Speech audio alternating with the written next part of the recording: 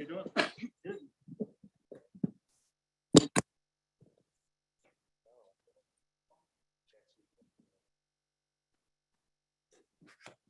So just a little test. Mr. Harriman, can you hear me? Thank you.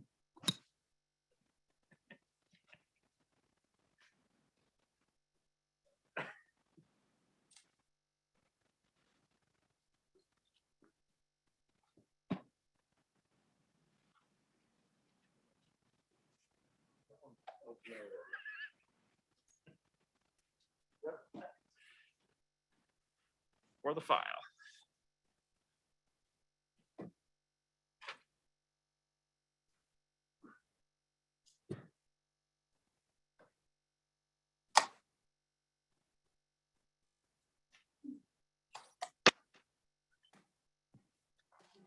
Good evening. Today is Tuesday, October 26, 2021. The time is 6 p.m.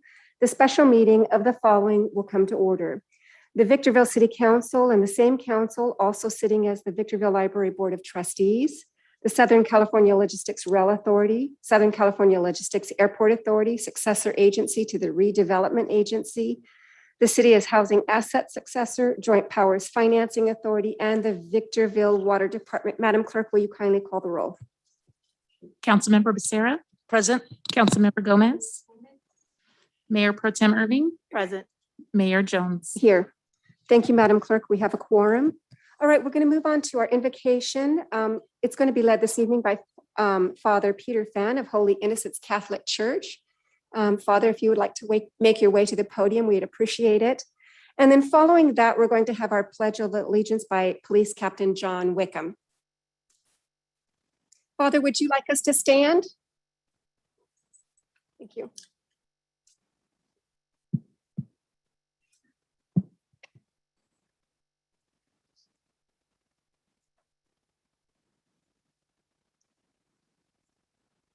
My dear brothers and sisters, please bow your head in prayer.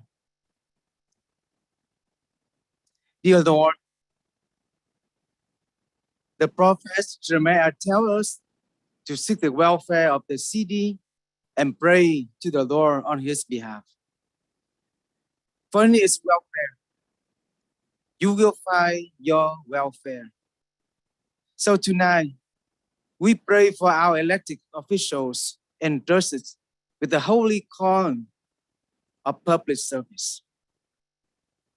We ask you to keep these faithful servants pure of heart as we turn our worry into prayer. And thank you for the discernment given to this council as they tend to the needs of our city and their constituents during this global crisis, especially those who were affected during this pandemic by the deadly virus. Grant them the ability to work together in harmony, even when there is honest disagreement, giving each of them peace in their lives and joy in their task set before them, so that the welfare and needs of our city can be met.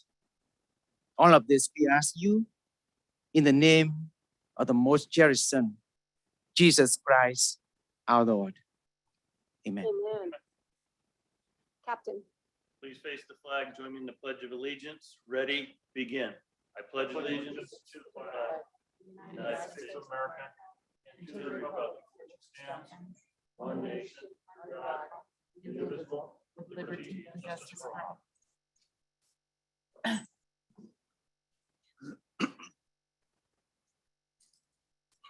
All right, we're now going to move on to the presentation of the agenda. Madam Clerk, will you please present the agenda and any revisions thereto? Thank you, Madam Mayor. There are no revisions to the agenda. Thank you. And moving on to conflict of interest declarations, council members, anything to report? Okay, seeing none, hearing none, we're going to move on to the introduction to public comments. But before I do that, Madam Clerk, do we have any requests to speak from audience members? Yes, Madam Mayor. Thank you. All right, well, welcome to tonight's second public hearing on transitioning to by-district elections. Your city council is interested in your ideas, opinions, and furthermore endeavors to incorporate them into its deliberations. At the same time, the council must be able to carry out its business in an organized and efficient manner free from material disruption. Therefore, this meeting will be administered in accordance with Government Code Section 54957.9 and the council's established policies and procedures. All testimony during this special meeting is limited to the subject matter posted on item 1 of today's agenda. Since that item is a public hearing with its own designated period for public testimony, speakers may find it more helpful to address the council during the public hearing itself after having heard a formal presentation by the demographer. Individuals may speak once per public comment period for up to 3 minutes and must direct their comments solely to the council. Open meeting laws do not permit council members to engage in dialogue during the public comment periods, and speakers are requested to comment as briefly as the subject permits. Whether attending this meeting in person or via Zoom, once comments are invited, the speaker will be called on by name, then recognized by the presiding officer. Audience members may not disrupt, disturb, or otherwise impede the orderly conduct of this meeting. And those who do are subject to removal from the meeting pursuant to Penal Code 403. Your understanding and cooperation are appreciated. Madam Clerk, may we have our first in-chambers speaker? They just labeled it citizen.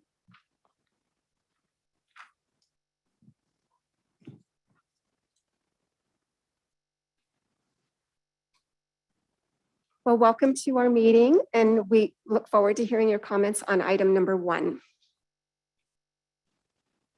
Is this on? Yes, ma'am. My concern is the last time we were here, the lady up there, I don't remember her name. She's not up there. Anyways, she said that we're going to go by the census. Well, the people that are going to be involved with the census, how are we supposed to know? We don't have the census in our hands. So how are we supposed to know the tracks, the maps, everything? How are we supposed to know all that? Yes, ma'am. Well, we're not going to answer questions from behind the dais, but we'll certainly take your comments into consideration. Those are questions that the demographer will take up. Okay. Thank you, ma'am. Madam Clerk. Looks like Erica Camarena. Good evening and welcome to our meeting.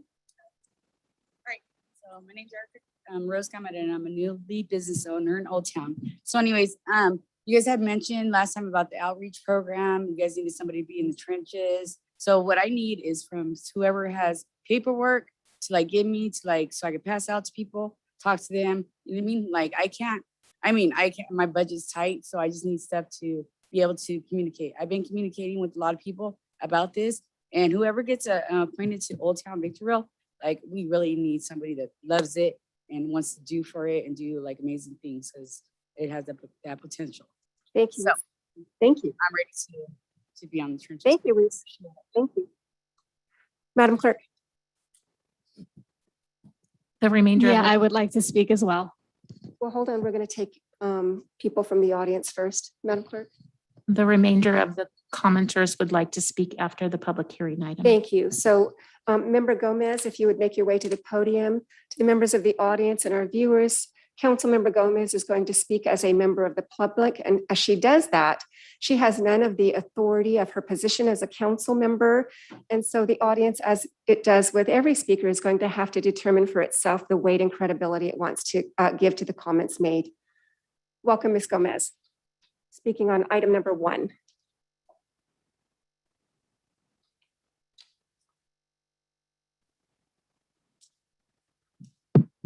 Que refleje esta audiencia pública para documentar diciendo que mi domicilio en Victorville está siendo hostigada por empleados de la ciudad de Victorville, los policías del condado de San Bernardino y la ciudad con su autoridad para influenciar y crear ventaja de cómo las elecciones futuras serán Ms. decididas. Gomez, can you hold on just a moment?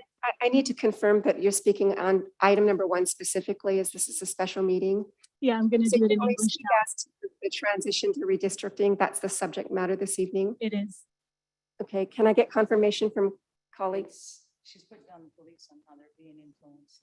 There's nothing to do yet. Your opinion. Okay, so But it I'm is. going to, Councilmember Gomez, I'm going to give you a little bit of latitude, but I'm going So to make sure that you are speaking specifically as to item. I am. number 1. Thank you, ma'am. You betcha. It could go to the court for you to argue that. Becerra is not the authority here.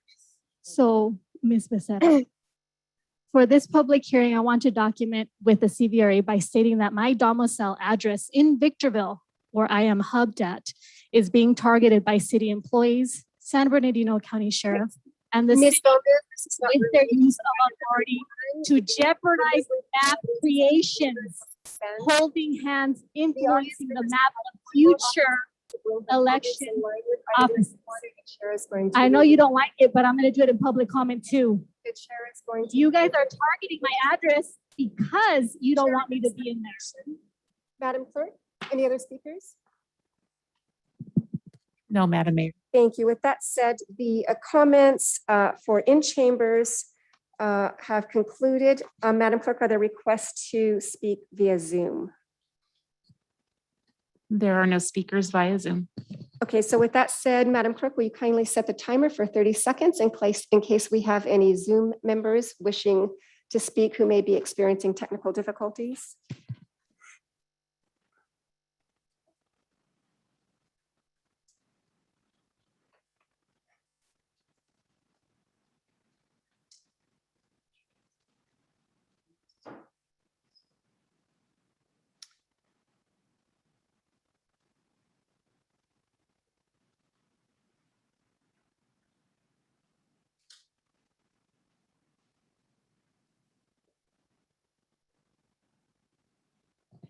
Thirty seconds has lapsed. Thank you. And the chair notes that Councilmember Gomez has left the dais without the permission of the chair, but appears to be, oh, I thought she was making her way back. She's not. So 6:11 p.m. Councilmember Gomez is not behind the dais. With that said, the public comment period is now closed. The chair brings the item back to the council. We're now going to move to our first business and our only business in order this evening, which is district-based city council elections. Mr. Metzler, will you kindly tee up the item? Yes, Councilwoman Gomez is back in her seat. Member She was Gomez making has sure that neither she been was getting recognized or everyone neither the has she asked for information so that the they can continue to be marketing for the recognized and is CVRA. out of order. So that's Moving what I on, was Mr. doing. I Metzler, don't will you need kindly your proceed? permission for anything. I My, have free will to my stand apologies up to the and do audience. This is whatever I want, indecorous and that's what I did. behavior. So It you're is not welcome. in We can line with our continue policy, CVRA giving procedures, that or information government out. code. Mr. Metzler, please continue. thank you, Thank Madam. you for not muting my microphone. Thank you, Madam Mayor and members of the council. On September 27th of this year, this council adopted a resolution of intent to transition from its current at-large election structure to a district-based election structure in response to letter received from an attorney citing the need to comply with the California and Federal Voter Rights Act. So with that resolution of intent, it's set in motion a series of meetings that we have to have largely to help create larger awareness first about what the district elections are. And that was the focus of our last public hearing, which was our first public hearing a couple of weeks ago. And then now today here before you is our second public hearing, second of 4 scheduled public hearings. In addition to the public hearings, we'll also be conducting a number of community workshops. So as we last meeting focused on our outreach efforts, and we outlined in the staff report a lot of what those efforts were. We continued those efforts. We actually expanded efforts leading up to this meeting, including having just received today what will ultimately be handed out to each of the doors of the residents throughout our community. We have door hangers that were literally just delivered today, and we'll actually be distributing those to the community to help promote participation in our community workshops. And speaking to the comment from one of the public speakers about willing to go out and help, the opportunity for that likely will start best at our first community workshop, which will actually be held in Old Town. We've connected closely with the folks at Root, and they're also very much aware and helping outreach and promote that community workshop. But the community workshops will be a much more direct opportunity for the residents to actually participate in helping define for us what is community in their sense, which is a very important part of the process before actually establishing district boundary maps. And in fact, this presentation before you, which I'll hand over to Ms. Sophia Garcia from Redistricting Partners, is largely going to focus on today helping describe for you what is community, so that we have a sense of what that is and what we're asking for from the public. As with this information, it's actually asking for the public's input as to how they describe community after hearing what the definition of that is. So with that, we do have a presentation for you by Ms. Garcia. I see her on, and I'll go ahead and turn it over to you. Turn it over to her. She has a presentation for you. We're actually printing out that presentation for you, council members, and we'll have it to you shortly so that you have something to take notes on as Ms. Garcia is speaking. So at this time, I'll turn it over to Ms. Garcia. Hold on just a second. So thank you, Mr. Metzler. You anticipated my question because I noticed that we don't have a hard copy of the presentation before us. That said, Ms. Garcia, if you can hold on for just a moment. Madam Clerk, will you kindly go ahead and read the recommendation on this, since part of the recommendation is to conduct this presentation? That your honorable city council receive a presentation from Redistricting Partners that will explain the outreach process, open the public hearing, receive input from the public regarding the composition of potential city council election district boundaries, and close the public hearing. Thank you, Madam Clerk. Ms. Garcia, thank you. Welcome to our meeting, and you have the floor. Wonderful. Thank you. Can you hear me? Yes, although we hear an echo. You hear an echo? Okay. Oh, Still a strong echo.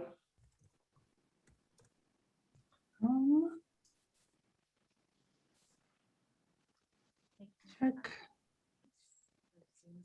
Oh, no, I'm using my speaker. Okay, it might sound a little bit better. Let's try it again.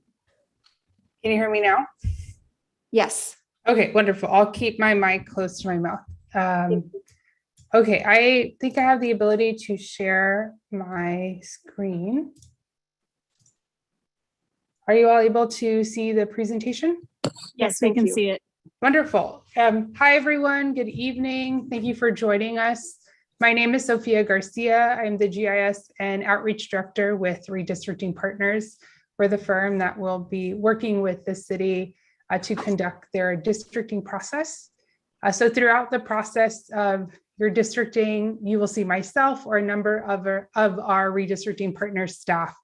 So I may not be on everything, but we will always have someone on a meeting as we go through the process. So this evening, as was stated, it's the City of Victorville 2021 Districting Community Outreach presentation.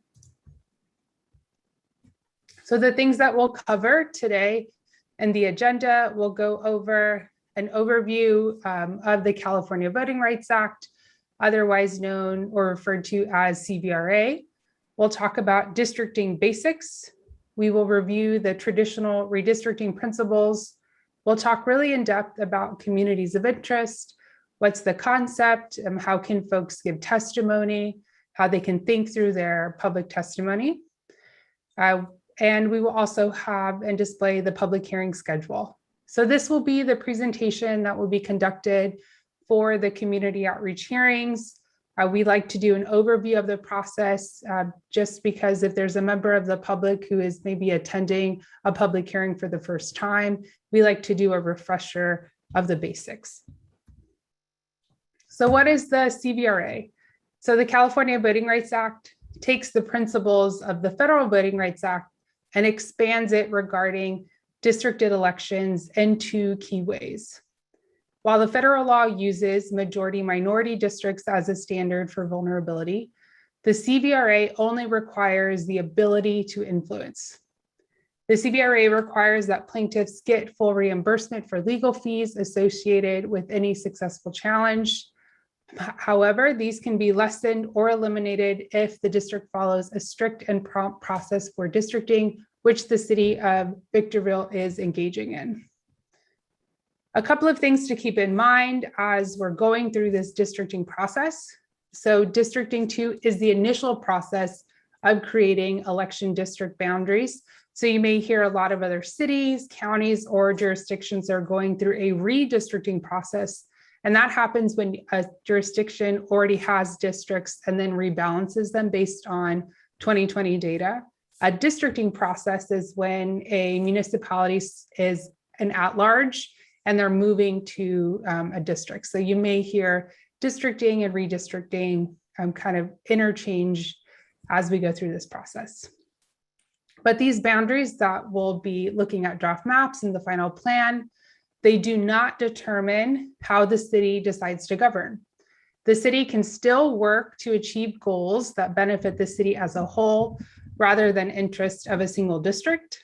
It also does not determine how services or relationships between city and the public are managed. So that is still up to the city council and who is seated and who will continue to be seated or elected as we move forward. Redistricting, as I kind of mentioned, is the process of adjusting district lines every 10 years after the release of the US Census. So a lot of municipalities are going through this process later on in the year. We normally would have received the census data at the end of March, but due to the pandemic and the Census Bureau needing more time to analyze the data, we didn't receive a final data set from the Census Bureau until the end of August. And here in California, cities must use the prison reapportionment population data, and we didn't get that final data set until September. So that's why you maybe have heard about census data and delays. So there's quite a few months of delay that we had. Some of the really well-known examples of redistricting could be the congressional and legislator. And here in California, those are being done by an independent redistricting commission, and it varies state by state. But here in California, that's who are in charge of drawing the congressional and legislative lines. Within the US redistricting has become extremely polarized, and it's been the subject of high-profile court cases. And we also just have a lot more people in the public who understand the process, who want to be a part of this process. And now there is, with the news and media and reporters, we just have a lot more news on this process. So 10 years ago, we may have had a redistricting news or article every month, and now we see multiple every day. So that's kind of a wonderful thing to have and just something to keep in mind as we go through this process. So the traditional redistricting principles are the criteria that we will look at and will guide this process. They are best practices for the districting and redistricting process. There are also criteria that have been used nationally and upheld by courts. And even though the city of Victorville doesn't fall under or need to use the new California law called the Fair Maps Act, it is these are the criteria that are under the Fair Maps Act, and we'll talk a little bit about that later in the presentation. But the number one criteria for the traditional redistricting principles is the criteria of creating districts of relatively equal size. And when we talk about that, we are discussing census data. And for census data, we're talking about the total population, not the number of people. So we're talking about, we're talking about people, not citizens. So we are not, I'm going to discuss citizenship. That's not something that we have in the census data. Another thing to kind of keep in mind and become familiar with as we go through this process is that when we talk about census data, we're not only talking about the number, but we're also talking about census geography. So I think a lot of folks here in California are familiar with census tracts. A lot of people were involved in the 2020 census outreach process, and the state did a lot of information on census tracts, and that is the larger geography of census data. So we receive census data in a hierarchy, and census blocks are the smallest unit of geography that we receive that data, and that will be the basis for our districting process. I say that because it is not best practice to split census blocks because of this number one criteria of creating districts of relatively equal size based on census data. And again, we receive that census data at the census block level. And we'll show you kind of what that looks like when we go through district maps. And some folks we're not as familiar with the geographies of census blocks, but we will become familiar throughout this process.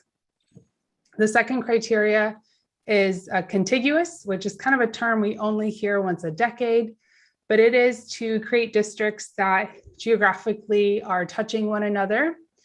There is the possibility to not have a contiguous area if there is an unincorporated area of the county, like a county island. But other than that, all the districts must be geographically touching one another. Maintaining communities of interest is a high criteria and one that's been talked a lot about throughout this process, especially this cycle. It is a concept that will go into more detail in the next couple of slides.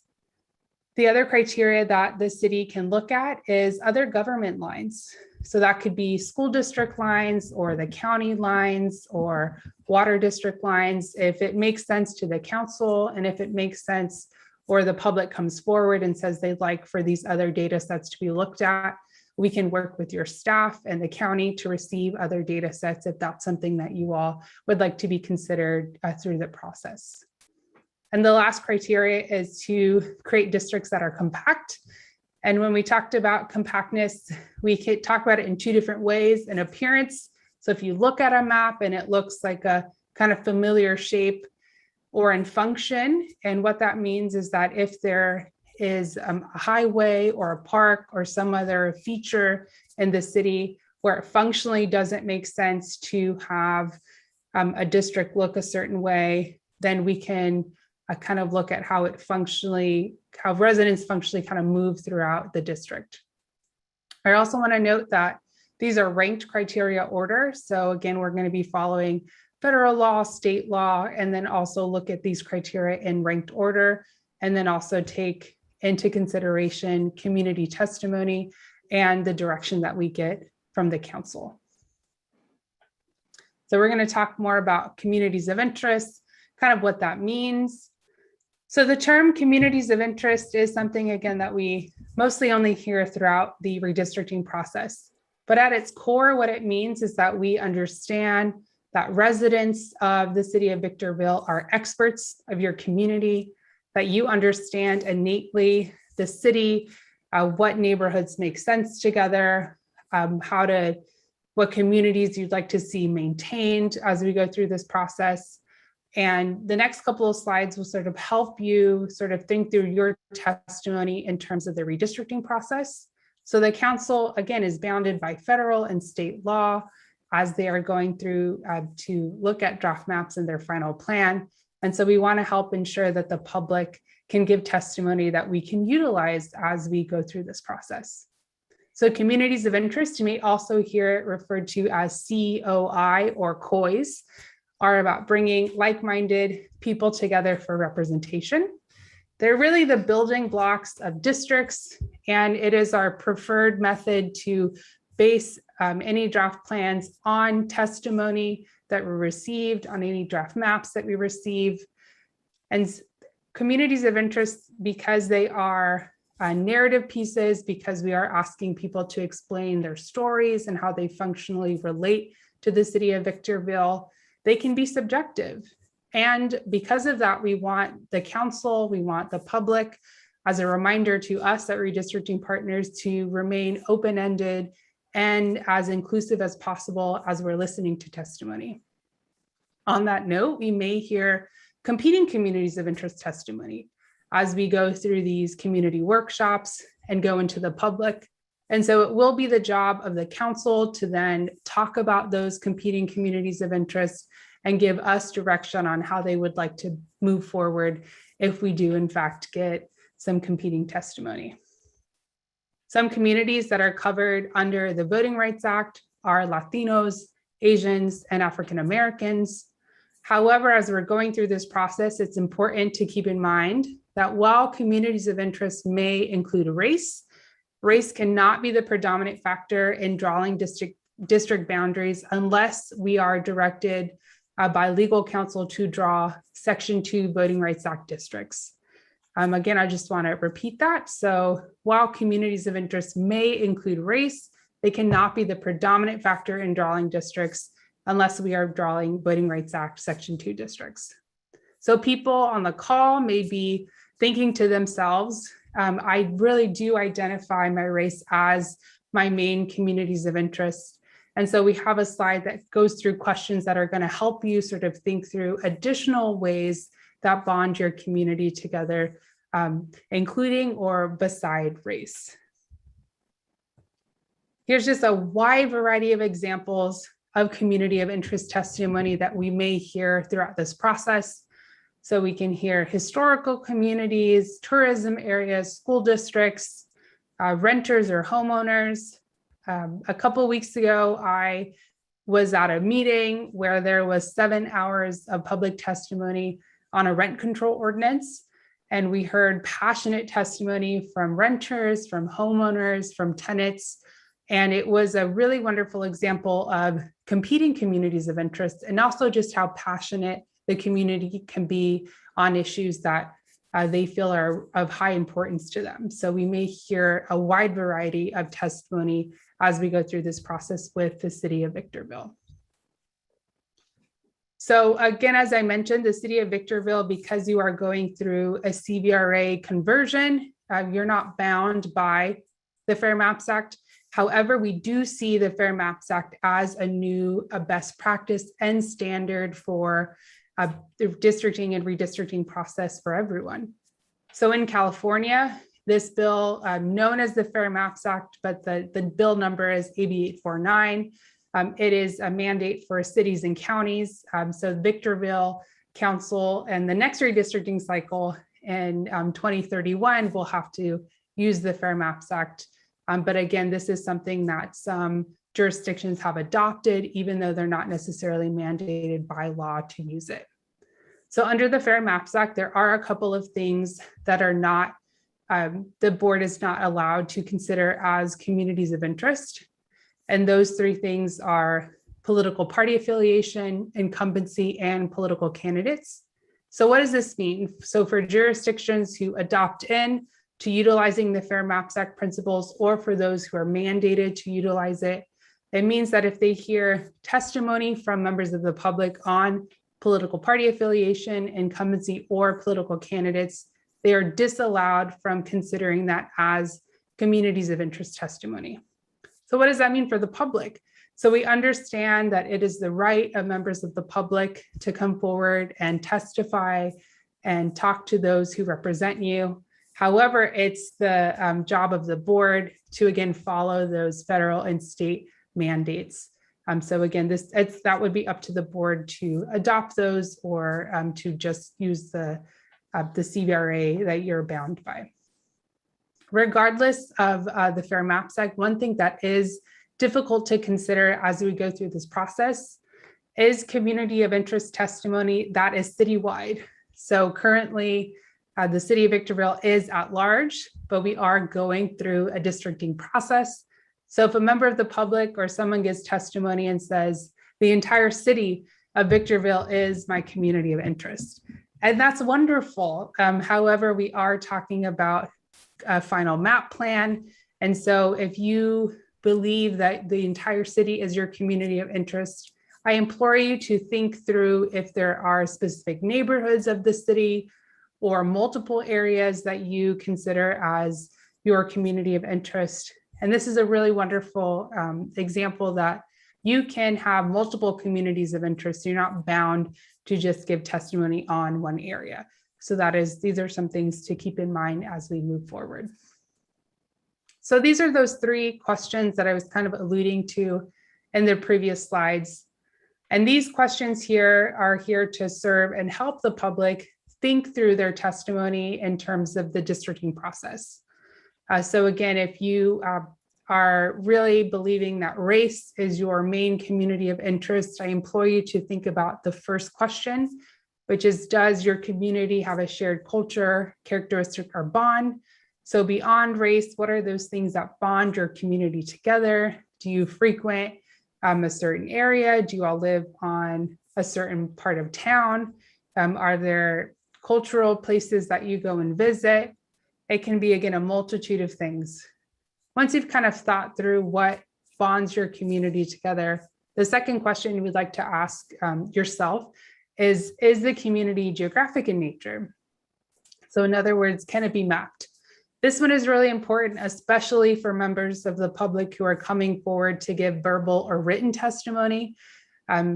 So redistricting partners, we won't be aware of the specific geography if you say that street or that store. It'll be really helpful if you give us specific street names or specific locations so that we can think about those when we are directed to draw those draft maps.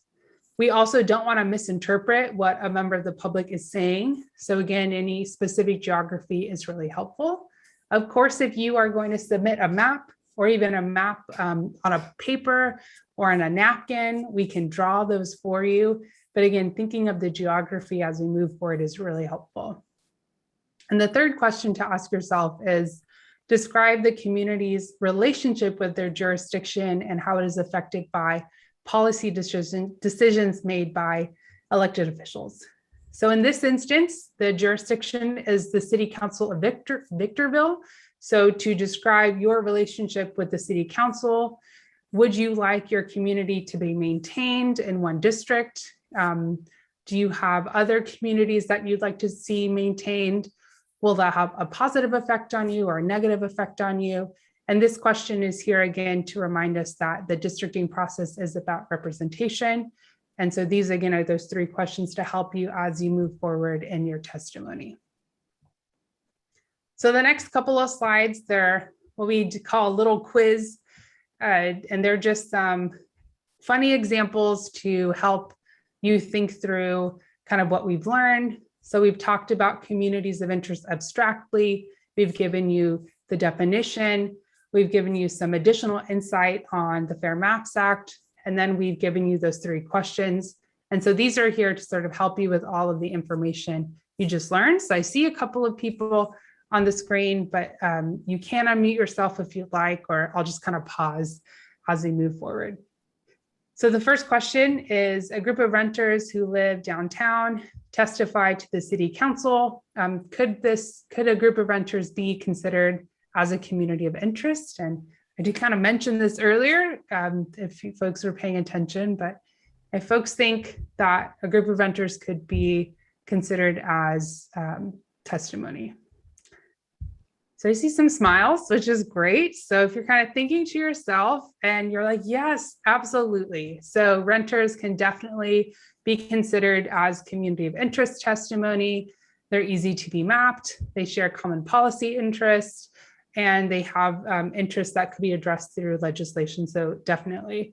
The next one is a bit different, but again, these are here to sort of have people start thinking. So a statewide group for people who are fans of the San Francisco Giants testify to the city council. Does this make sense as community of interest testimony for the city council? So this one, if you're kind of asking yourself like, I don't understand how this makes sense, then you're right. No, this doesn't make sense for community of interest testimony for the city council. And it doesn't because this group overlaps throughout the entire state. There isn't a specific governing agency. You can have Giants fans that are statewide or across the country. But if we think about this in another way, so let's say there is a adult recreation league who they play baseball and they have an interest in the improvement of public parks, whether that's more water fountains or more lighting or more parks throughout the city of Victorville. That can make sense as community of interest testimony because they are residents that utilize public services, they have a specific interest, and they can come forward with that testimony. So those are just some funny examples. So if you're excited and ready to give testimony to the council, you can definitely do so during one of the public hearings.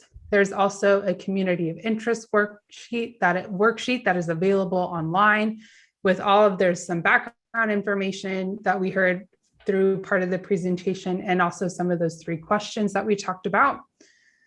You can also attend a community outreach hearing, as was mentioned earlier during the meeting. So this evening, we have the first one to review the presentation.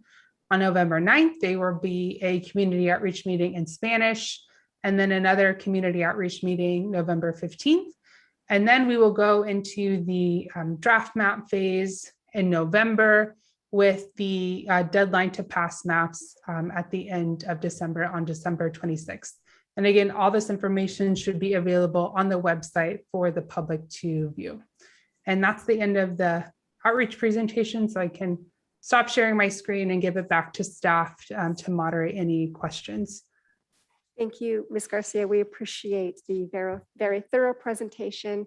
Much of it was what we heard in the first public hearing, which I think is good so that, that we can really take in all of that information and really digest it well. All right, so with that said, and we've already heard the recommendation from Madam Clerk, we're going to move on to technical questions for clarification as it relates directly to the staff report and or the presentation. And we're going to begin with Member Gomez.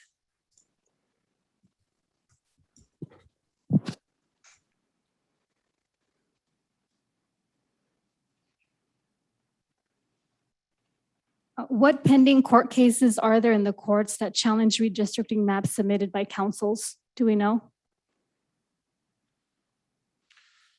I'm only aware of one ongoing challenge in Santa Monica. It's not something I'm very familiar with as it compares to Victorville. In fact, I don't believe it compares to Victorville much, but I do believe the city attorney, Mr. Andre DeBortonowski, is familiar with that one, if not others. Yeah, there is the Santa Monica case. Tara, I know you've done some research on it. I'm not sure if there are any others that are actually challenging the redistricting at this point. Are you aware of any other ones that are challenging the redistricting process? Not at this moment. Okay, so it's the Santa Monica case is the main case right now that is out there. Will the city be using independent commissioners or commissions to draw maps along with individuals? The answer is no. In fact, we're relying on public hearings like this hearing, along with community workshops to really get the feedback from the community as to what the community itself, what the residents itself feels connects them as community, and taking that testimony, then that's deliberated amongst you as the council to then decide final maps. And what is the redistricting partners doing to eliminate abuse and gerrymandering from taking place when drawing maps? I don't know that Redistricting Partners is doing anything but advising you what is appropriate and what is not appropriate, especially as we start seeing feedback from everybody, community members, in those maps, and eventually options will be brought forward based upon what Redistricting Partners, along with staff, believes actually complies with the federal and the state requirements. And what elements of law will be used to bar maps that have the intent or effect of giving a party an undue advantage? Well, again, the federal CVRA and the Federal Voter Rights Act is your guiding principle. And so long as we're bringing before you options that don't violate those provisions, then I think that's the responsibility we have to make sure that you're getting good maps to consider. And what are the steps for assessing or testing for racially polarized groups that may be left out of the picture in district elections? For instance, if district lines are drawn to give geographic impact minority groups a minority in all district and a majority group engages in racially polarized voting, then the majority group can effectively represent minority group members from being represented in city councils. And it hasn't been yet determined if there is in fact racially polarized voting. There is a test that we have to apply, and I think it's commonly referred to as the Jingles test. And it's something that we're currently evaluating, have not completed the evaluation to determine if we've actually achieved the threshold to actually do further analysis. But once it's determined, then we can determine which approach to take. It's my understanding that experts cannot directly examine the behavior of individual voters and are forced to use statistical methods to infer individual level behavior from aggregating voting returns. What measures of racially polarized voting would you be using for the 21st century if considering to do so?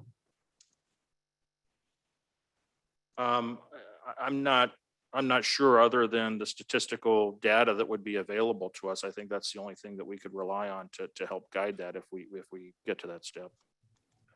And what would the reliable representation of individual level voting behavior, what would that be? In other words, what methods would be used for determining the existence and extent of racially polarized voting shall the opportunity arise?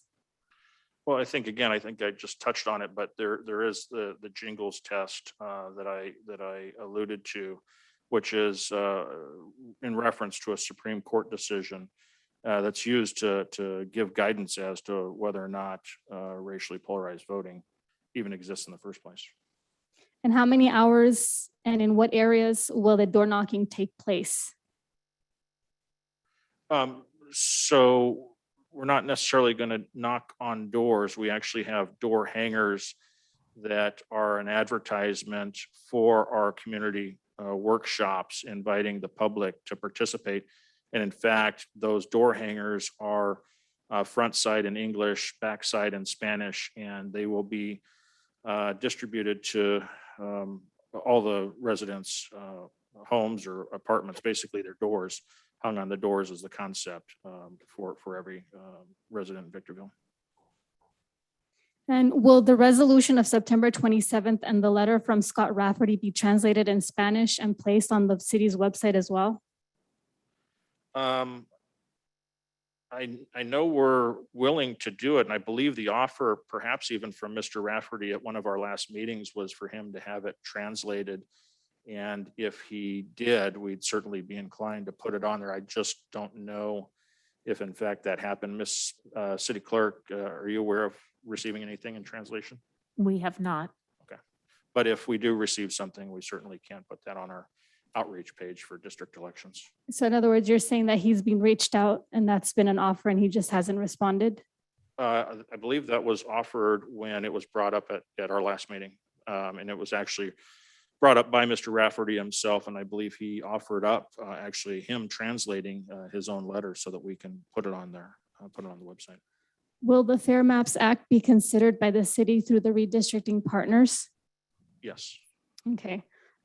So the city of Victorville and the redistricting partners will be closely working together, but what does that mean for a map or an influence of a map? Well, we'll be working together, and we're actually, again, conducting these public hearings and the community workshops to seek feedback from the community. And whether it's actual community members themselves drawing the maps, whether they're a printed map or we're actually looking at rolling out a web-based GIS type tool where effectively through the website that we have set up, you can actually draw and submit your own maps through the website. So there'll be an opportunity to do it in person at the community workshops or independently through our website. Will the city have a visual aid video to guide individuals on how to formulate or create a map?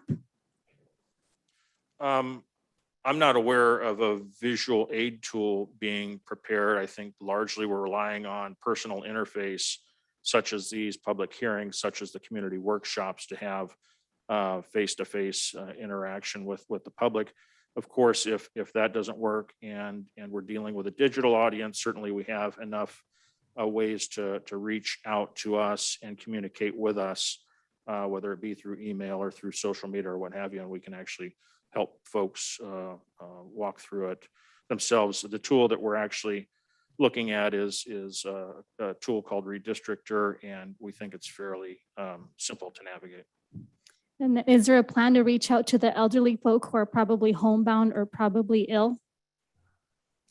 Our effort is intended to reach out to everybody that is in Victorville, and that's in multiple forms. Of course, we talked about the door hangers, but if that's not effective, we also have radio advertisements that we're have secured and securing. Those radio advertisements are actually going as we speak. We're also looking at print at the bus shelters, so you actually have advertisements on the street.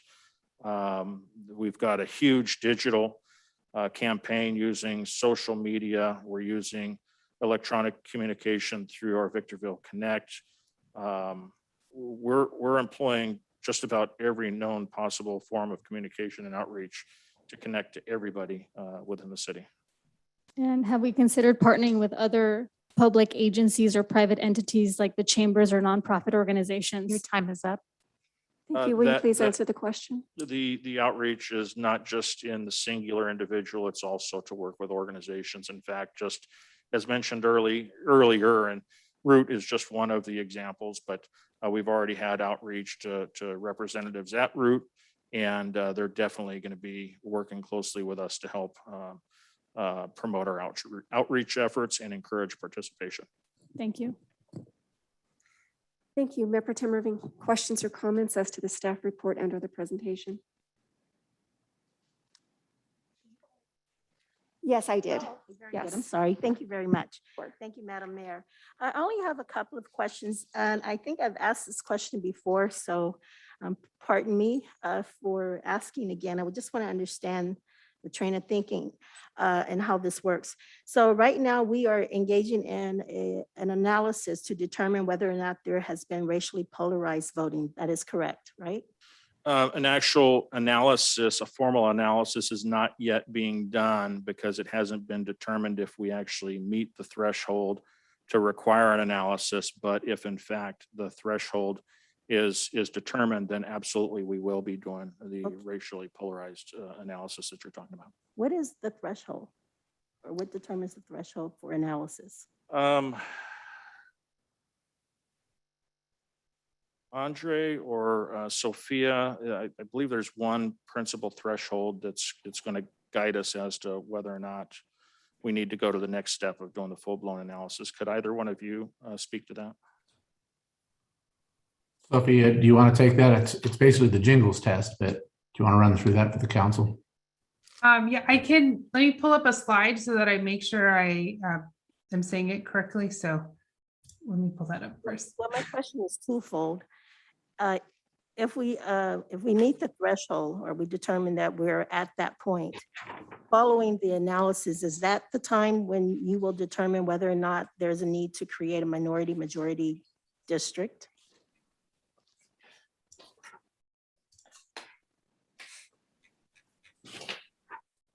Ms. Garcia or Mr. DePortnowski?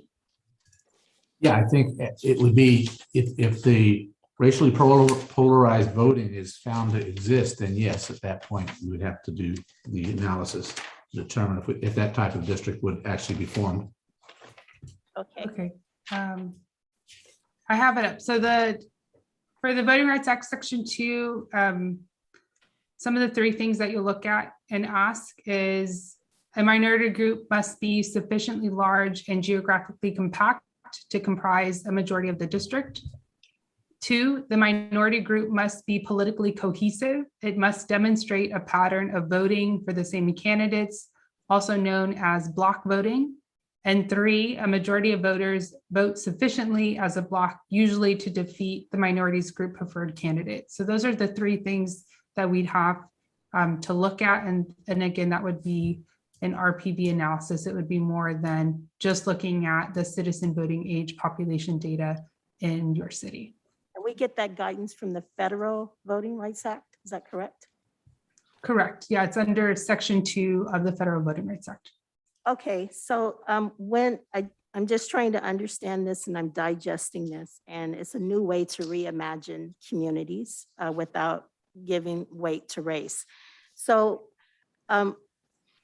with regard to that analysis, will we also we're thinking about race, but will we also consider language minorities as well? Under for communities of interest that aren't under Section 2, is that your question? Well, I'm referring to the Federal Voting Rights Act, and I see that there's some overlapping here. Language minorities are also considered communities of interest based on the California Voting Rights Act. Is that correct? I see. I will have to double check that. I don't want to go on the record saying Okay. yes or no, but that's a question that I can come back with you with an answer to. I will wait for my answer. Thank you Okay. very much. And that's all. I don't have any other questions. Thank you. Thank you, Mayor Pro Tem. Member Becerra. Whether Mr. Metzler or Sophia, this is a twofold questions again. They did say relatively equal size people, not citizens. Are we talking everybody 18 years and over? Are we talking voting eligibility? Or are we talking everybody from a 1-month-old to 99 years old? I believe the data, and correct me if I'm wrong, Sophia, is the citizens vote that are of voting age is the data that's principally relied on to draw the maps.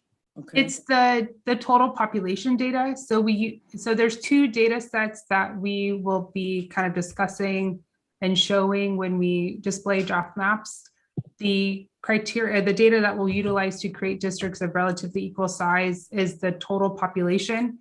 And so that means everybody who was counted on April 1, 2020, from a 1-year-old who was born on April 1, 2020 to the oldest person in the US will be utilized when we draw districts. The citizen voting age population is that data set that we would utilize if we were drawing Voting Rights Act districts.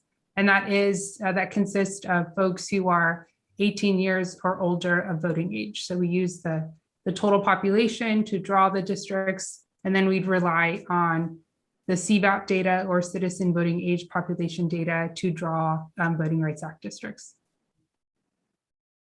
Okay, then you also put keep districts compact, appearance and functions.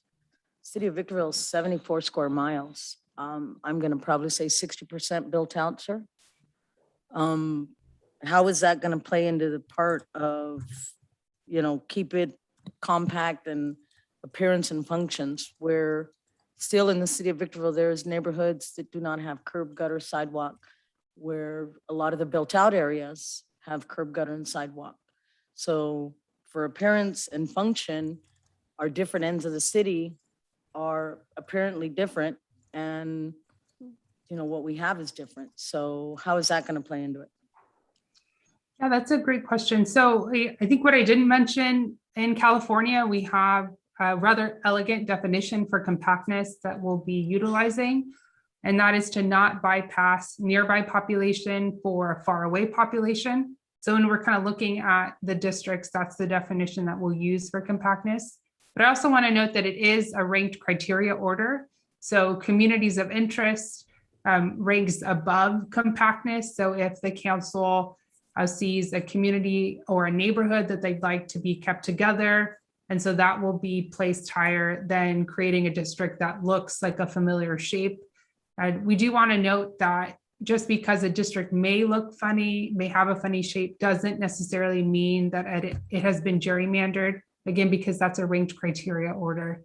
I think another thing, we don't go in depth in the outreach presentation, because again, the basis of that is to focus on community of interest testimony and try to explain that concept.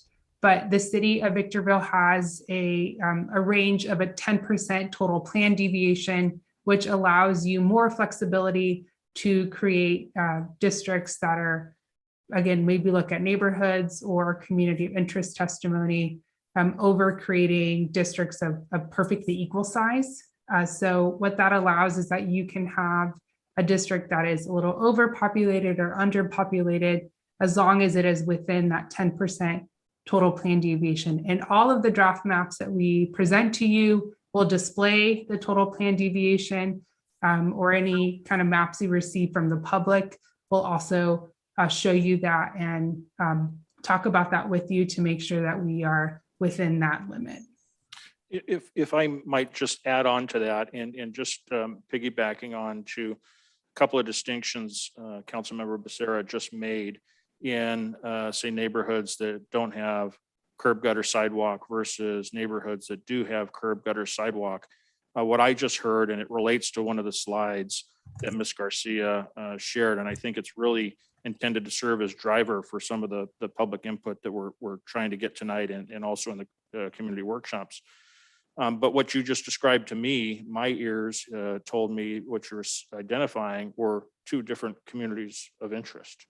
You may have exactly that in this community, and we do have that in this community where you have maybe more rurally natured residential areas, and they may cover much larger geographic areas. Their interest levels may be substantially different than, say, a specific planned area like Brentwood or say Eagle Ranch, where they've got curb gutter sidewalks, they have community parks, they have LMADs, landscape districts.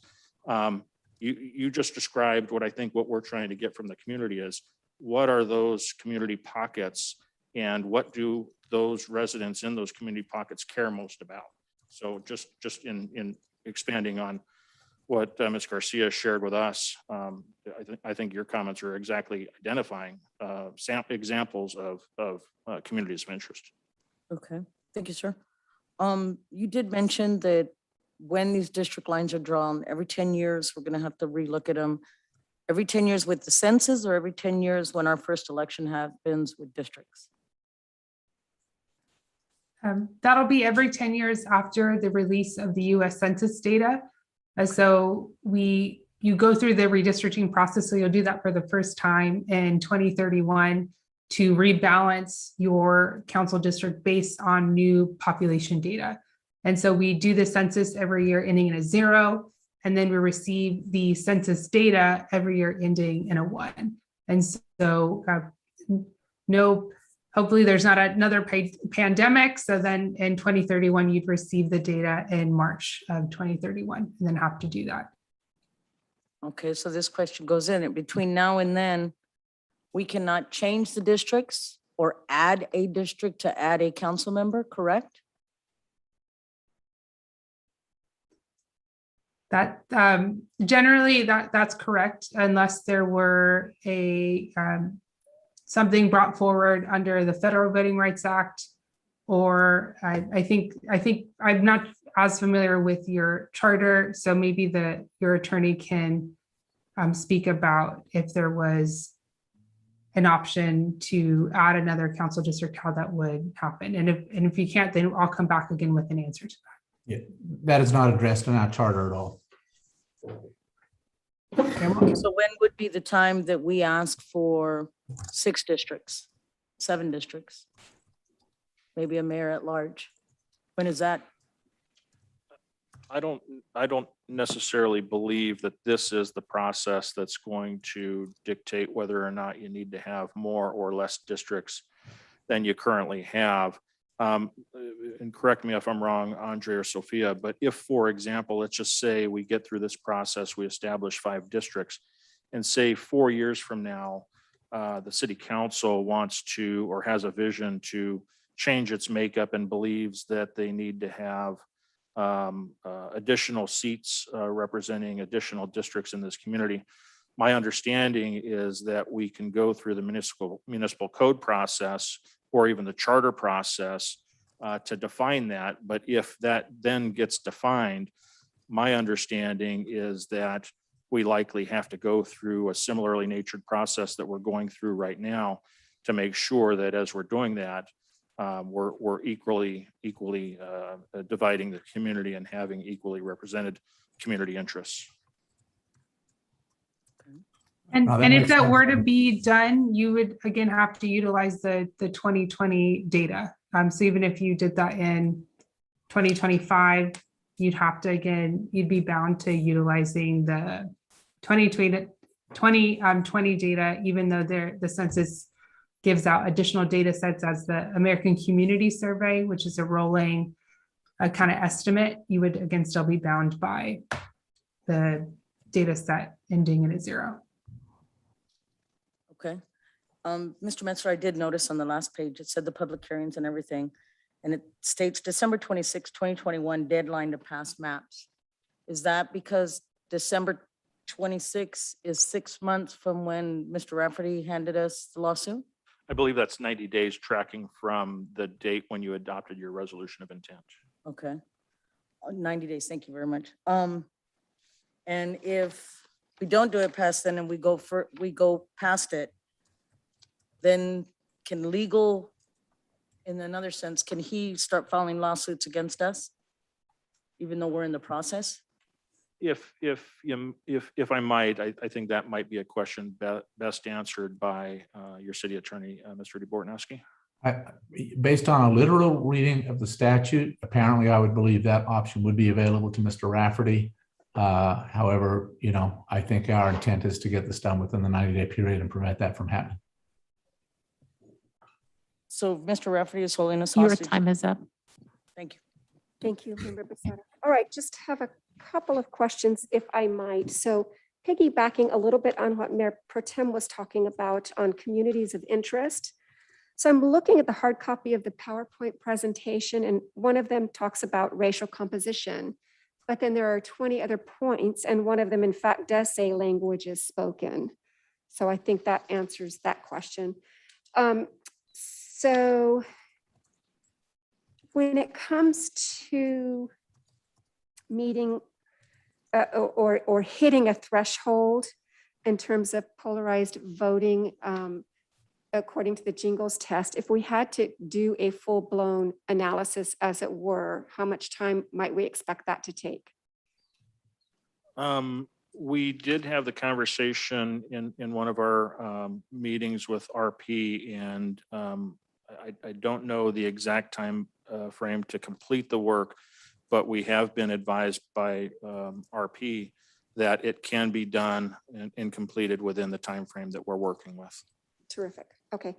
And then my next question is, as you might imagine, I've had a number of people contact me about this process, and they're very happy with the way that we're proceeding in terms of being thorough and deliberative. But we have our neighboring communities who are also going through redistricting, even though they're already by district voting because of the census data. So I know one of our sister cities is using this opportunity to now go to, I think, 4 members by district and then a mayor at large. And so they're using this redistricting process to make that change. And so, and then I've had other cities ask me the same thing, and people talk about, well, how do we feel about that? And though I don't necessarily subscribe to going to a 5-member council with an elected mayor at large, or even 7. I'm just wondering if we're being not as respectful as we might be to our community, and at least being willing to have the conversation. So this question then is for Mr. DeBortnowski and Ms. Garcia. Mr. DeBortnowski particularly. So is it in our Your time charter? is up. Our charter basically right now just says we are to be at large. And we're going to have to go through basically the government code provision to go to a district, basically ignoring what our charter says.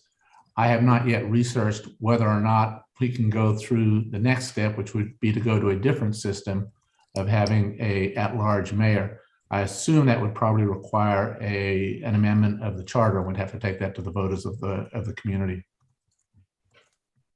All right, thank you. All right, with that said, we're going to go ahead and move to the public hearing, and I'm going to open the public hearing and begin with our public testimony. Madam Clerk, do we have any requests to speak from in chambers? Yes, Madam Mayor. Thank you. Our first speaker. Terry Caldwell.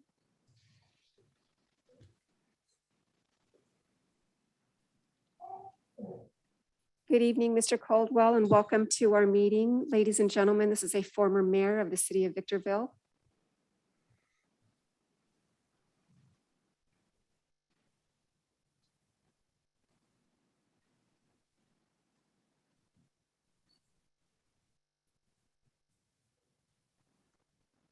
Madam Mayor, members of the council, staff, I have a question. Do I have to wear this while I'm speaking, or can I remove it? That's, I think, You have to leave it on. so sorry. I know it's difficult, but thank you for being courteous. I appreciate it. I should, in the spirit of full disclosure, tell you that I do not support the districting issues before you. I recognize that there's nothing that can be done about it. You've got to deal with it. I'm glad that it's your chore to deal with it. I've always felt that the at-large voting process has served Victorville well. With that, I got a short period of time, but I think it's important that we know a little bit about our history. I came to Victorville out of college in January of 1963. Victorville had just incorporated the previous October of 62. They incorporated with the at-large voting process and 5 very committed community members. Between that time and now, the city of Victorville has become the key city of the high desert. And it did it with the hard work and commitment of the local people, not just the elected officials, but the local people. So as you deliberate, as you mark up the maps, as you go through the process of trying to decide what's in the best interest of the city of Victorville, bear in mind that the decisions you make could drastically affect our future. And I've heard the phrase tonight many times through these presentations about race factors, race protocols. I hope that you don't become burdened with a primary focus on race. City of Victorville is a whole lot more than that. Look at the pictures on the wall. This is not a racially divided community. We've had Black people on that council that have become the mayor more than once. We've had Hispanics who have become members of this council and served as mayor more than once. We've had very, very strong leadership from ladies, from women who have served multiple terms as the mayor. So this council in this city is a homogeneous group. And I hope the decision that you make will keep us that way. I hope as you deliberate, you don't have to focus on tweaking lines. And Your time is up. thank you for the opportunity to speak. Thank you. Madam Clerk. Deanne Hudgens.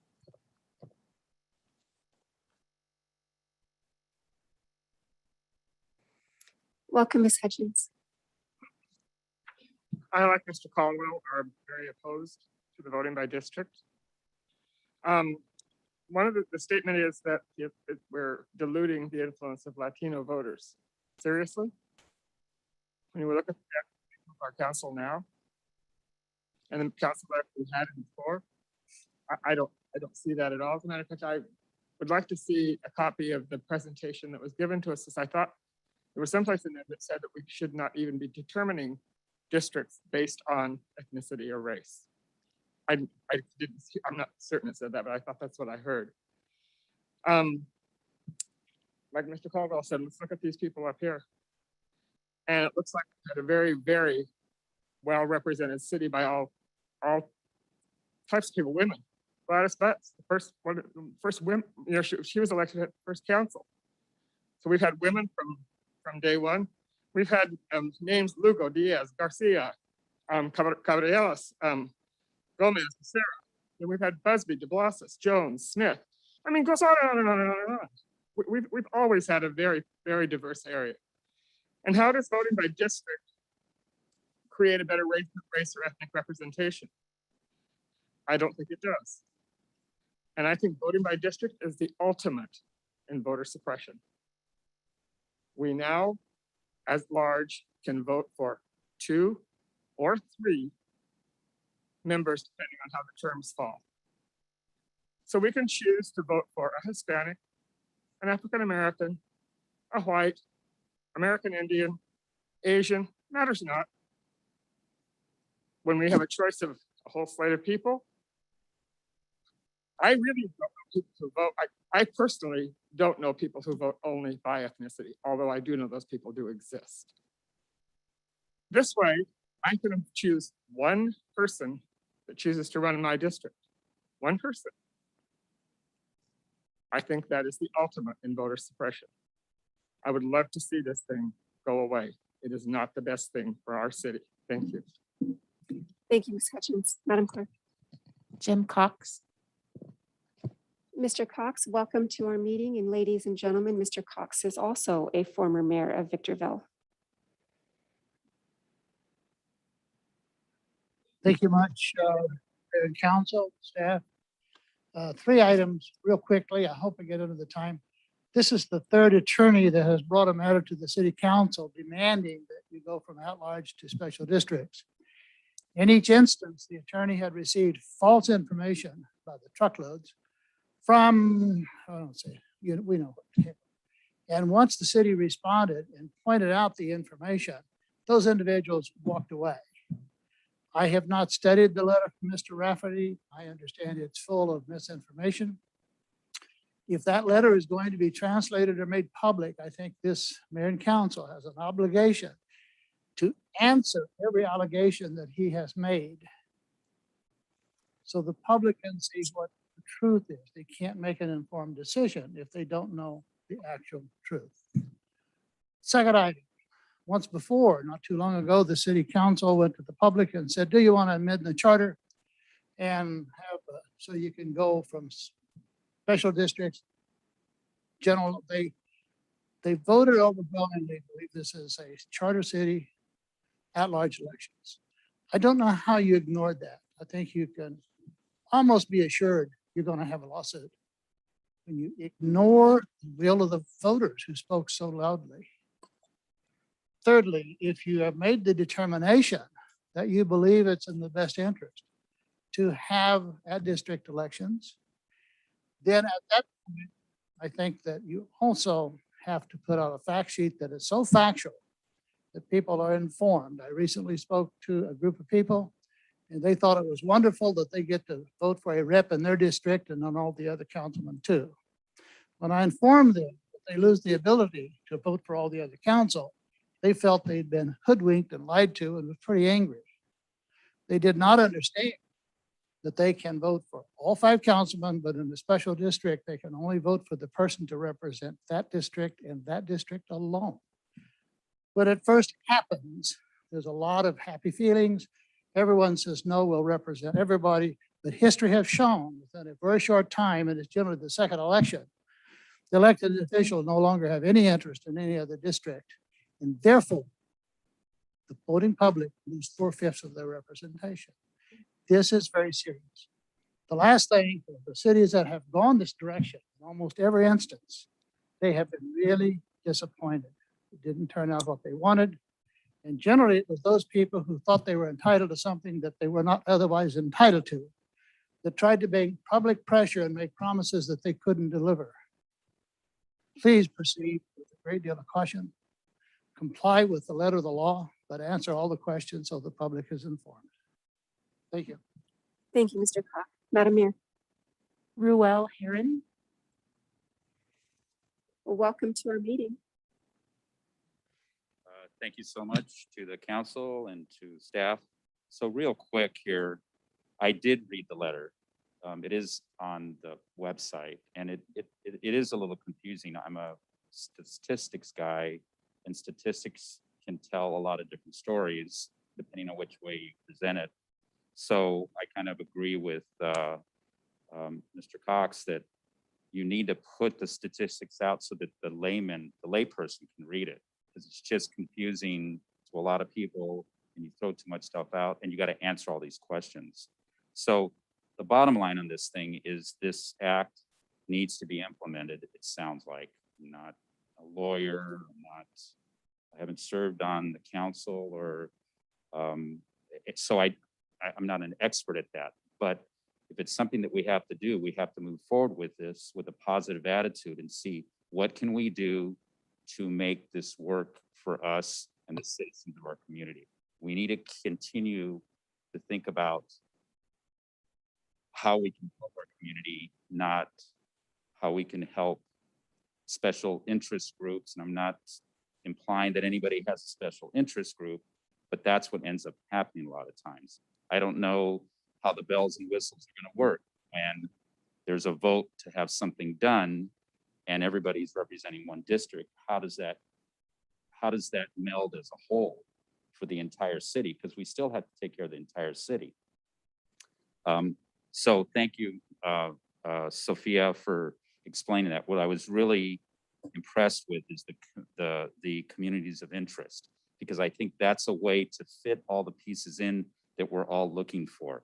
I'm Hispanic, and what frightens me is that we don't have Hispanics voting at the level that they should.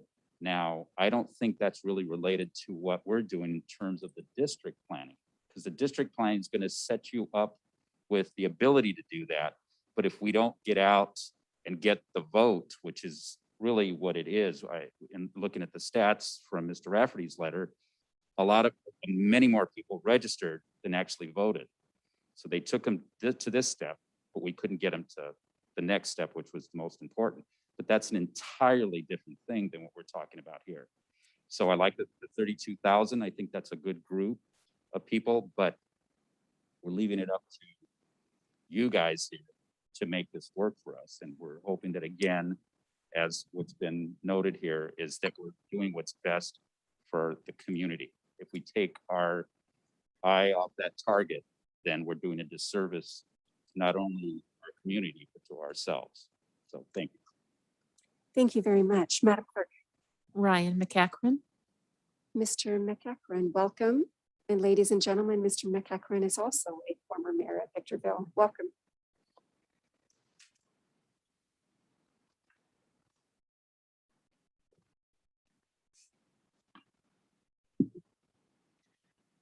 Good evening, Madam Mayor and members of the council.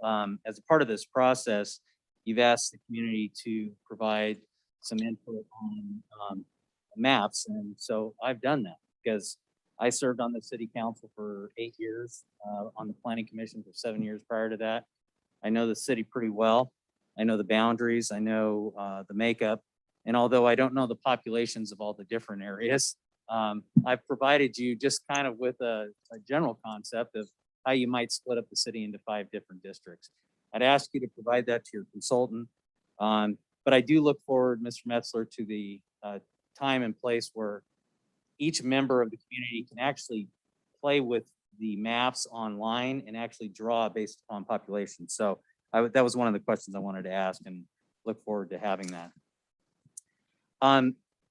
Although I did hear our mayor and Councilmember Becerra talk about 7 districts or 6 and a mayor at large. So if you end up going down that path, which I'm completely against even going to districts, but if you go to 6 or 7 districts, then I'm gonna have to redraw this map all over again. I don't see there's a reason for that, and I'm completely against it. The other document that I provided to you, I think is very important for you all to have in front of you and to consider as you move forward. This is a settlement agreement and general release of all claims between an organization called MALDEV and the Victor Valley Community College District. This was entered into several years ago to cause the college district to go to districting. And the proponent of this was your own council member, Blanca Gomez. Yay. And I think This is not been recognized, it's out of order and was suspended. Yay. it's important that you all have this document and that you understand that she was behind that. And I fully believe that she's behind what's going on here today. My greatest concern, and I'm talking to you, Ms. Irving, and to the rest of the members of the council, is that she's looking to pad her own pockets through this process. She's proven to do it before through the EDD appeals process, and she stole taxpayer money. If for whatever reason she gets a 2-2 vote out of you all, guess what happens? Rafferty gets millions of dollars out of this city, and ultimately that money goes in her back pocket. Objection bias. That's what's going to happen. Member Gomez, Objection bias. First Amendment rights. That's and- about- One moment, Mr. McEachran. Madam Clerk, will you stop the clock for just a moment? So Member Gomez, the audience member has a right to speak. This is within the subject matter. Objection bias and partial. Member Gomez, this is not a court of law. We simply yield ourselves to our policies and procedures, which are very basic, and make sure that the playing field is fair for all council members. Mr. McEachran, please continue. I'll just finish up. I do believe I have a First Amendment right to speak here tonight. Just like I do. Member Gomez. This document, is a public document with the Victor Valley Community College District. You took them for thousands of dollars. You're looking to take. Prove it. Prove it. Prove it. Prove it. Prove it. Member Gomez, Prove you will it. suspend. Prove Madam it. Clerk, will you Prove it. kindly mute the Prove it. mic? Prove it. Prove it. Madam Clerk, Prove it. Prove it. please. Prove it. Mr. Harriman, please sit down unless you wish to speak. Okay, we're moving on. Member Gomez is of course out of order, and my apologies for the indecorous behavior. All right, Madam Clerk, any other requests to speak? Yes, the next speaker was identified as citizen.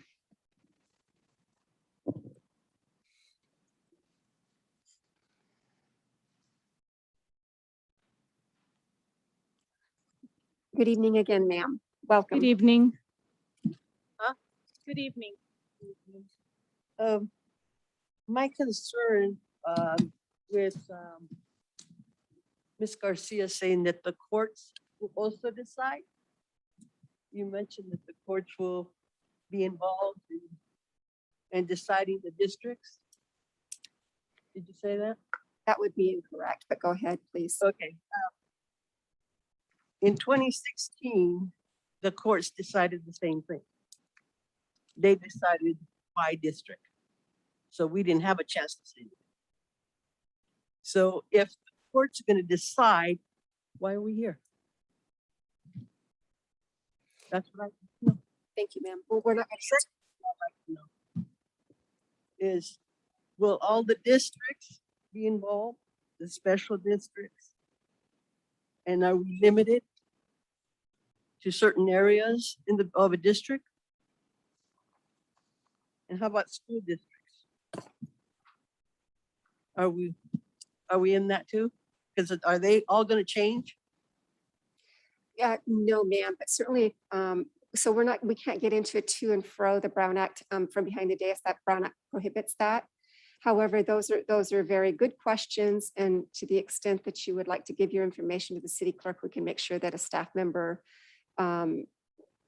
reaches out to you. But a lot of the answers to those questions were really responded to during the presentation.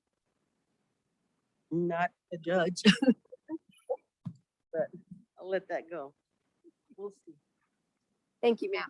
Madam Clerk. Erica Camarena. Ms. Camarena, welcome.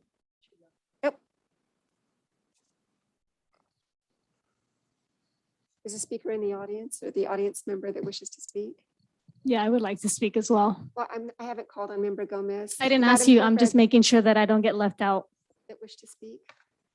Madam Clerk? No. Any other in-chambers requests? No Someone more just, in chambers requests. I think Mr. Marsh just gave you a card to speak, so he should be recognized. So just as a reminder to the audience, the chair facilitates these meetings, and it's inappropriate for Councilmember Gomez to attempt to do so. And it's inappropriate for Mr. Marsh not to speak during public comment. Request to speak. Yes, Paul Marsh. Thank you, Mr. Marsh. I'm glad you have the ability to speak.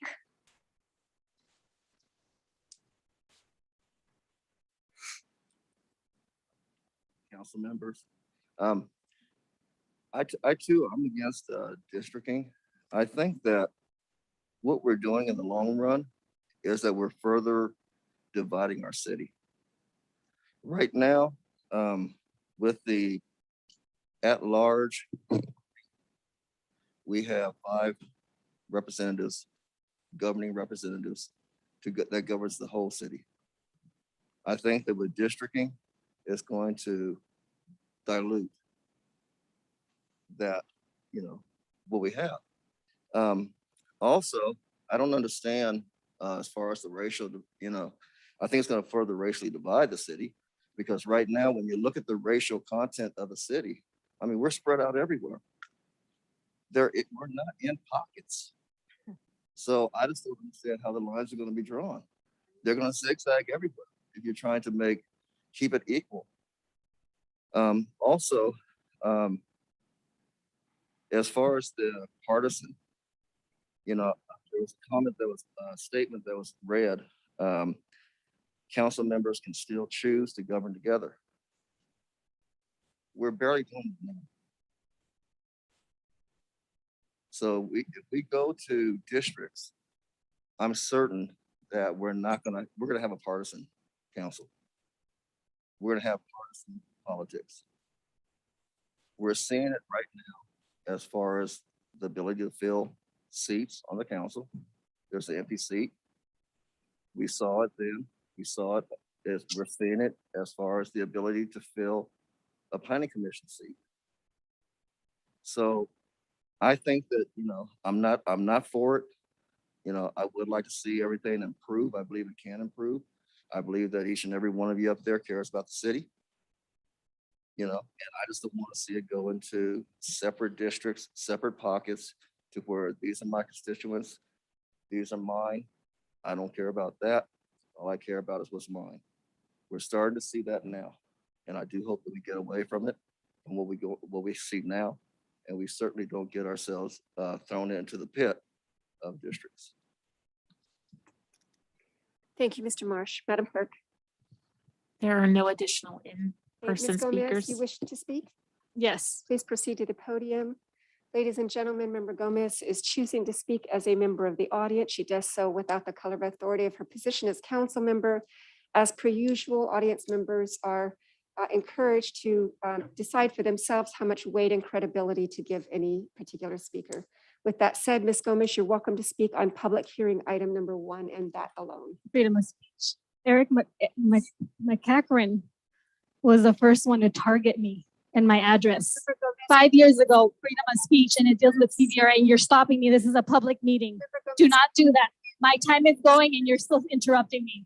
It's going down, and you continue to interrupt me. So McCachran started attacking my address. He thought nobody knew. Okay, He did it in code enforcement. And you continue to do it with the July 20th and the 27th with the County of San Bernardino. Ms. Gomez. So what you want to do, you need to stop. This is public hearing. You cannot continue to interrupt me. And my time is going and you continue to interrupt me. I also have a public right. I know you're videoing this, Becerra. That's why you're ostracizing me. Mute the mic. Madam Clerk, any other requests to speak from the audience? Thank you. I can. You're not speaking on item number 1, public hearing. The members are via Zoom. Okay, yes, thank you. So with that said, the in-chambers comments have concluded. We're going to move on to our Zoom audience. Madam Clerk. Scott Rafferty.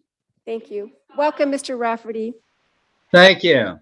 Well, First of all, I don't think we're going to hear a lot about racially polarized voting in this. That's something I'll discuss with your city attorney if you decide that you want to back out of this, but it's really not relevant at this stage. What's relevant is communities of interest. And I also want to just set the stage here.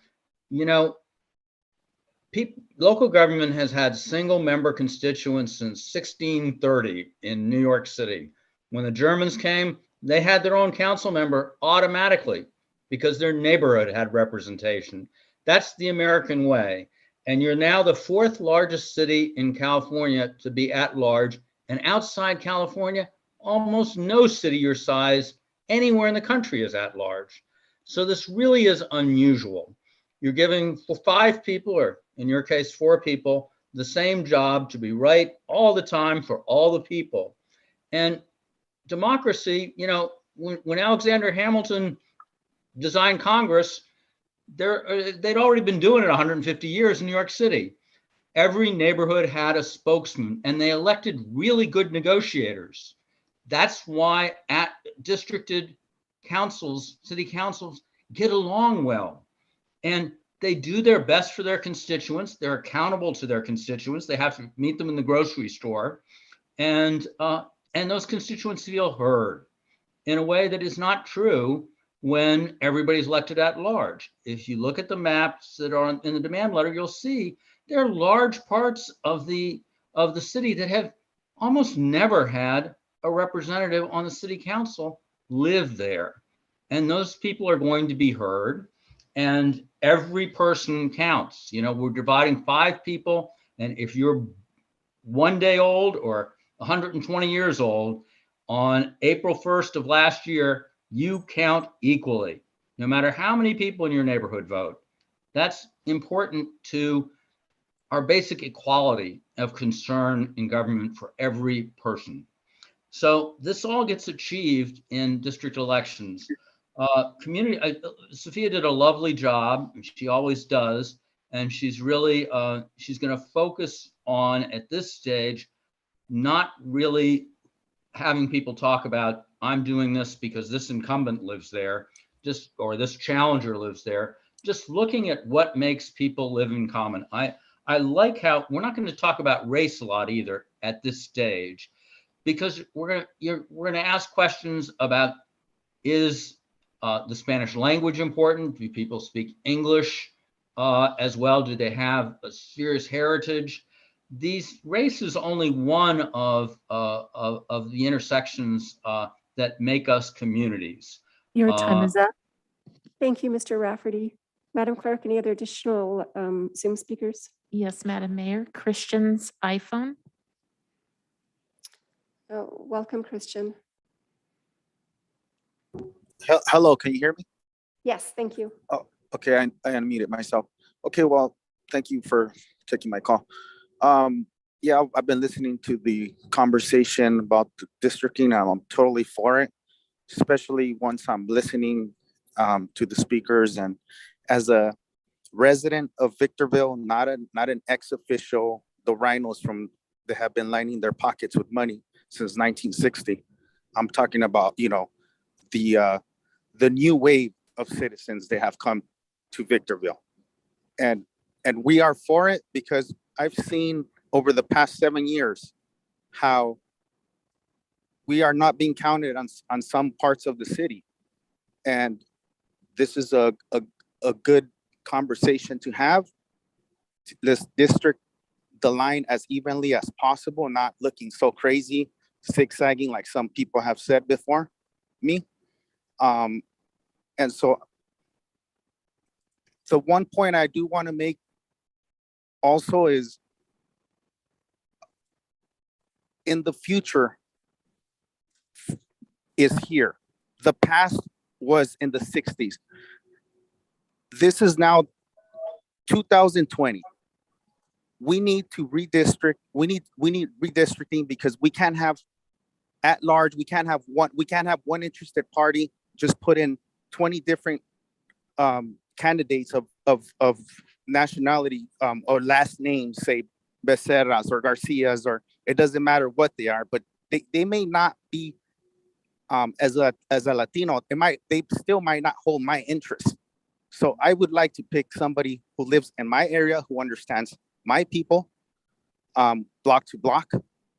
And so I'm for it, like I said, as a resident of Victorville for 7 years, homeowner. I'm completely for it. And I hope that we can move forward on this. And I hope to also be able to contribute to the map when they come out. Thank you. Thank you, sir. We appreciate it. Madam Clerk. Sandy Bowen. Good evening and welcome. Can you hear us? I can hear you. Can you hear me? Yes. Welcome. Okay. Thank you. I just want to say that, watching the division of our nation, it's dropping down into the lower regions here, and we're now dividing more and more. And I am not comfortable and do not support the redistricting, because if I had an opinion different from 50% of my neighbors, I have nowhere to go with that opinion. I have no person to reach out to, because my representative will be going with the 51%. It's happening at the national level right now. I don't think redistricting is a good idea. I think it's going to further divide our communities. And that's it. Just wanted to say that. Thank you very much. Madam Clerk. It's identified as U318AA. Welcome, sir or madam. Hi, this is Karima Abdul Kabir. I'm just calling in on a different device than I normally use. Yeah, so actually I support majority rule. So, and I believe it's also, as Ms. Rafferty stated, this is an opportunity to celebrate our democracy, that our counselors will have 20,000 people that they can really reach out to, instead of the whole 120,000 Victorville at-large section. Change is scary. I get it. Change makes people uncomfortable. Change, brings out a lot of fears and worries and things like that. That is a totally natural reaction, part of the human condition. But we have to push through that to see how much this is going to benefit the residents of Victorville, which should be the biggest reason. Because if you can't even reach your counselor, if you can't even talk with them, if their emails are filled to the rim, how are you even getting any representation at all? So that is the root of it, increasing opportunities for the public, for the people of Victorville to reach out to their city council residents, city council officials, for whatever reason they might need to. So, I mean, I get the emotions and the fears and the feelings, but I look forward to and celebrate a new democratic start for the city of Victorville. And I think the people who put a lot of work into this, Mr. Rafferty and so on and so forth. So I'm looking forward to, I ran as a candidate, but if I don't run again, then I'm looking forward to reaching out to my city council person. 1 in 20,000 chance of reaching them instead of 1 in 120,000 chance. I'll take those chances. Thank you. Thank you, Ms. Abdul Kapir. And just for purposes of clarification, to make sure it's clear to everyone, Mr. DeBortnowski, the council unanimously voted in favor of the resolution to go to by-district elections. Isn't that correct? That is correct. Thank you, Madam Clerk. Clayton Moore. Welcome, Mr. Moore. All right, good evening. I've been listening to your discussion, and I think I have something relevant to contribute for you. As you might know, I am a school board member here in Victorville, and our board went through this process, as all the school boards did a couple of years ago. We have by-district voting, and we have a pretty equitable map. And maybe I can make it to your next public hearing and bring a copy if you can't find it online. But yeah, it's already there. And it's balanced by population in each of the 5 districts. And it's a new system for us, but as a school board member, I'm elected. Only the people in my area 4, can vote for me, but I serve the whole district. And I have no preference for any of the schools, for better or worse, across the entire district which I serve. Okay, and the mindset when you're in office is that very way. So that's how it was for our district. And we went through several public hearing meetings, as you're beginning to do now. And we have an end result that you're welcome to take a look at to, begin your discussion. So that's all I have for now. Good luck with your process. Thank you. Thank you, Trustee Moore. Madam Clerk. Galaxy A12. Welcome, sir or madam. Good evening, Madam Mayor and Council. Can you hear me? Yes, welcome. Yes. This is Maggie Martin. Listen, I would like to be able to make a variety of comments, but I'm going to stick to the ones that are the most glaring to me. There was a woman who speaks very well. I can't remember her name offhand right now.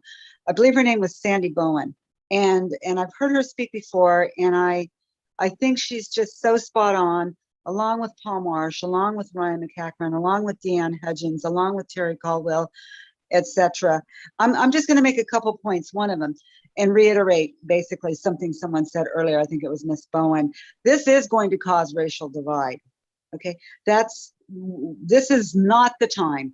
This is just not the time in our community, in our country, to be separating people by geography or by race or by economics or anything of that sort. Now, I know this is already a done deal, so I'm just expressing my thoughts and opinions on it. And another point is, in reference, and I listened with great interest to what Mr. Rafferty was saying, and can you hear me? Yes. Okay. And you know what? Here's what I hear coming out of the mouths of grown people. This is what I hear. Well, everybody else in the state is doing it, or everybody else in the county is doing it, or everybody else in the country is doing it. This is in part quite true. There's a lot of older communities across the country that have been doing districts for years. It's just historically a fact. But I don't need, so it's kind of like, well, everybody else is doing it, so we should jump on that same bandwagon. I want to make this one point, one final point, Your Honor and Council. The people of Victorville overwhelmingly have already, at the taxpayers' expense, I might add, at an election, have said they want at-large voting, and I will part with that, and I hope you have a good evening. Thank you very much. Thank you, Ms. Martin. Madam Clerk. Ashiko Newman. Welcome, Ms. Newman. Thank you, Madam Mayor and members of the council. I hope you can hear me okay. We got you. I just wanted to say thank you for this opportunity. This situation is very, it's a very complex situation. People are running on emotions and all kinds of things, but here we are. The ball has been rolling. We're moving towards district voting. And again, I'm going to say it. I voted in the election. I'm trusting the council members that are currently on the dais now. I'm not very happy about what I see with all this hoopla going on, but I'm trusting in my officials. I thank you, Mayor Jones, and I thank you for what you're doing on the dais. And so in regards to the district voting, I am just concerned about the lines. And there's a question that just wasn't answered today. And so I would like to take the time to ask that question is, how would those lines be drawn based on our current council? Are we going to draw those lines according to the residences of the current council? And if so, what would that look like if we cannot do redistricting for another 10 years? And if we're not including the current council and their residents, will they have to run for re-election, as there are 2 seats? I'm just curious, because I don't know how this goes. I'm sure this question will be answered in a different forum. But you know, I'm just interested in that. And so again, whether it's by district or not, we're just looking for the best qualified candidate. I'm just hoping that that ugly politics don't continue to seep into our governance. And I don't know. I'm just concerned. It's been said that God loves government, but he hates politics. And I see a lot of dirty politics going on. And so I'm looking forward to, you know, the true essence of our council getting back to order. Let's put the city first, put our needs to the side. People are calling you, change your number, do whatever you got to do. But, you know, let's get to the basics of our city and not our individual needs. Thank you. Thank you, Ms. Newman. Madam Clerk. There are no additional speakers. Thank you. With that, I'm sorry? One just popped up after I said that. I have not seen any raised hands on my. I do. computer, Miguel so- Soto has his hand raised. Member Gomez has not been recognized. Neither It's has on my Ms. video Mestiza. just in case. Clerk, do we have a request to speak via Yeah. Zoom? Yes, after I said there were no public speakers, you. Miguel Soto Jr. raised his hand. Thank you. Welcome, Mr. Soto. Good evening, Mayor, members of this council. I apologize about that. I was having issues on my end. Can you hear me well? Yes, thank you. Yes. Great. I just had one question. I don't think it was addressed, but Redistricting Partners has already said that they have no interest or information on where candidates, current council members live. So how are they going to determine when residents testify with maps, whether they're favoring one candidate or a group of candidates? How will Redistricting Partners evaluate whether it's in favor of a candidate or not, because they do not have that information? So that's the only question I had. Thank you, Mr. Soto. Madam Clerk, are there any other Zoom speakers? No, Madam Mayor. Thank you. With that said, will you set the timer for 30 seconds to make sure that we have no other speakers that might be having technical difficulties? After that, the chair is going to invite additional remarks from our demographer.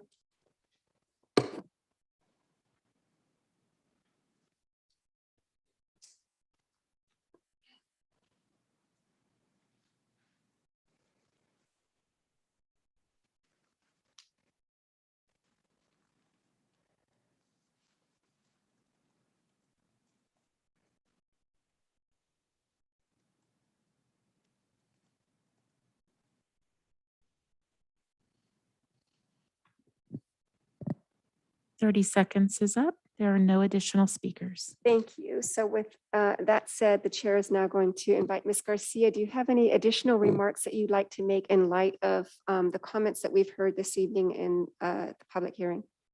Definitely. I think I'll raise two of the kind of questions that were asked that I feel confident in answering. The first one was about will the lines be based on where the incumbents live? And then the second one was the question just asked, how will we evaluate maps received by the public? So I believe I heard earlier in this meeting that the council has determined to follow the letter of the Fair Maps Act. And please, I think, let me know if I heard incorrectly, but if I did hear that, then under the Fair Maps Act, we will not be considering incumbency as a community of interest. And along those lines as well, it's our best practice at Redistricting Partners for all of the municipalities that we work with to not know where the incumbents live. So we won't be mapping where the council members live on the maps or any draft maps. That will come up at the final hearing when the council will determine the order of what the district numbers will be and which district will be up for election next. And two, on that, all draft maps that we will give you will be based on letters, not numbers, because we don't we won't be determining the numbers of the district.